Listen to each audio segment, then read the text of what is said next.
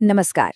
अगर आप गोड्डा जिले से हैं और देश की सेवा करने का जज्बा रखते हैं, तो ये खबर आपके लिए है।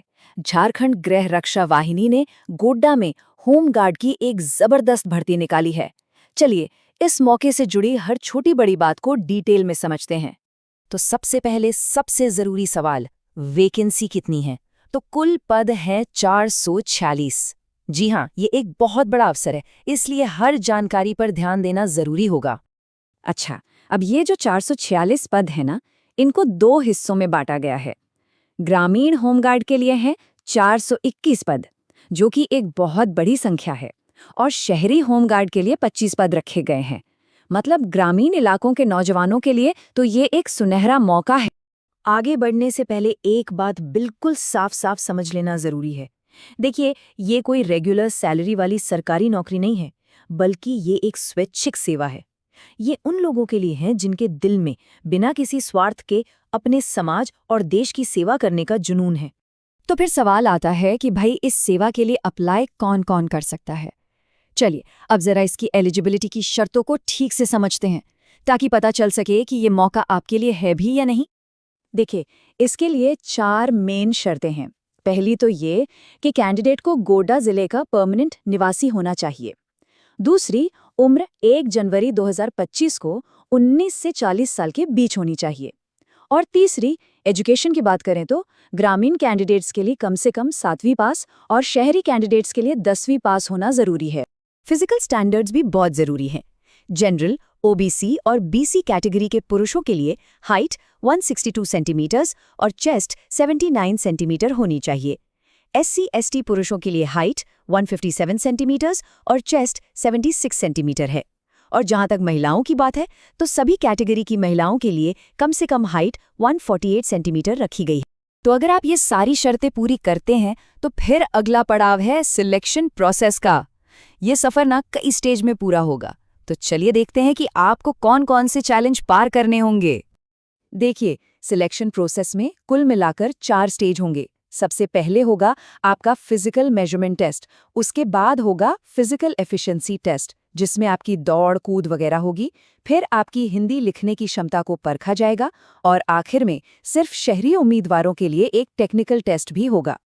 ये जो आप स्क्रीन पर देख रहे हैं, ये ऑफिशियल स्कोरिंग चार्ट है। इसमें बताया गया है कि किस इवेंट में कैसे नंबर मिलेंगे। चलिए इसको एकदम आसान भाषा में समझते हैं, ताकि कोई भी कंफ्यूजन ना रहे। सबसे पहले बात करते हैं एक मील की दौड़ की। पुरुषों के लिए अगर 5 मिनट या उससे पहले दौड़ पूरी कर ली तो मिलेंगे पूरे 20 नंबर, लेकिन अगर 6 मिनट से ज्यादा टाइम लगा तो आप डिस्क्वालीफाई हो जाएंगे। इसी तरह महिलाओं को 8 मिनट या उससे पहले दौड़ पूरी करने पर 20 नंबर मिलेंगे, और 10 मिनट से ज्यादा टाइम लेने पर वो भी डिस्क्वालीफाई मानी जाएंगी। दौड़ के बाद नंबर आता है ऊंची कूद और लंबी कूद का। पुरुषों को कम से कम 4 फीट की ऊंची कूद और 12 फीट की लंबी कूद करनी होगी, जिसके लिए 5-5 नंबर मिलेंगे। वहीं महिलाओं के लिए स्टैंडर्ड है 3 फीट ऊंची कूद और 9 फीट लंबी कूद। एक बात याद रखिएगा, ये तो मिनिमम है। जितना बेहतर करेंगे उतने ज्यादा नंबर मिलेंगे। फिजिकल टेस्ट के बाद होगी हिंदी लिखने की परीक्षा, लेकिन इसमें टेंशन लेने वाली कोई बात नहीं है, क्योंकि ये सिर्फ एक क्वालिफाइंग पेपर है। मतलब इसके नंबर मेरिट में नहीं जुड़ेंगे। आपको बस 100 में से 30 नंबर लाकर इसे पास करना है, बस। अब ये एक बहुत जरूरी बात है, आप एक्स्ट्रा नंबर भी हासिल कर सकते हैं। कैसे? अपनी पढ़ाई और स्पोर्ट्स की उपलब्धियों से। पोस्ट ग्रेजुएट हैं तो 10 नंबर, ग्रेजुएट हैं तो 8 और इंटरमीडिएट हैं तो 6 नंबर।